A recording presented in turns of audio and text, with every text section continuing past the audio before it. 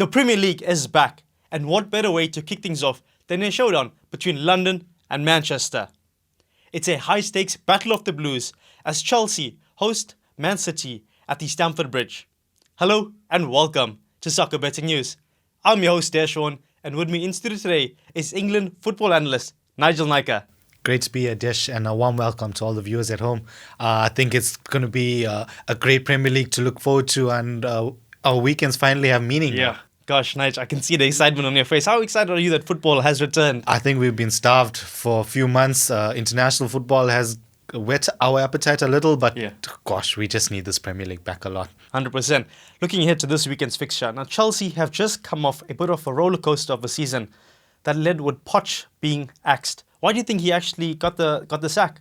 A bit of a strange one for me. I felt he got the team flowing in the last towards the end of the season. I think Chelsea looked a lot better. I think they scored a lot of goals. So a bit of a strange one for me that he had to leave at the end of the season. Yeah. Of course, while Enzo Maresca has been appointed at the helm of Chelsea, do you think he's going to bring some sort of stability?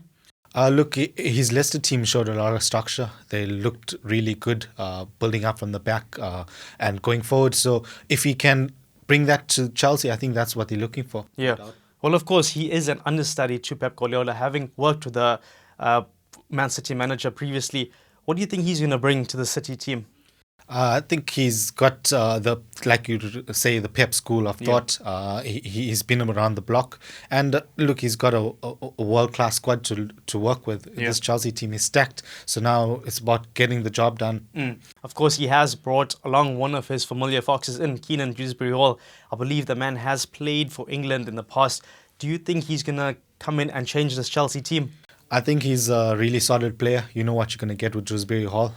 Very solid midfielder. And he can bring a lot to complement Enzo and Caicedo in the middle, no doubt. Yeah, of course, the man to spearhead that midfield will be Cole Palmer, fresh off a 10-year long contract extension. Your thoughts? I think that's how you show your faith in one of the best world talents at the moment. I think Chelsea do have handed out these long contracts to players, and now they're finding themselves in a position where they have to reward them even more when they perform better. Of course, it was just a season that earned Palmer his extension. Do you think it was warranted though, or was it maybe a flash in the pan performance? I think he's going to have to show it consistently to warrant that, but no doubt you could see that it's all for you to see. The eye test is there. He's really a really good player. Yeah, of course. Let's look ahead to Man City though. They are the reigning champions. However, that title race went down to the final day with, of course, the Gunners. Is Pep's era over, or is his fire burning as bright as ever? I think with Pep, what we've grown to see is him evolving every time. He's found a challenge, and I think we will see that again. I think 2 points, like you mentioned in the last title race, he will know that Arsenal are right there, and they will have to do better in order to gain a fifth Premier League title. 100%. Well, let's look to their pre-season preparations. Now, of course, they did play in that Community Shield where a come-from-behind victory earned them that elusive trophy. What do you think about that? I think United were excellent on the day. I think they deserved the win, actually. I think Rashford on another day with more confidence scores those two chances and City lose. I think City weren't at the races, but then again, last 5 minutes produce a moment of quality and end up winning the Shield. So, it's just City. Do you think that sufficient motivation is going to spur them on in the opening weeks of the Premier League? I think they're notoriously slow starters, so we've noticed that with City. They do start the league a little slowly than the others, but they know that they are trained, and once they get going, it's just full steam ahead. Yeah, well, it has been a bit of a quiet transfer window for Pep Guardiola and company.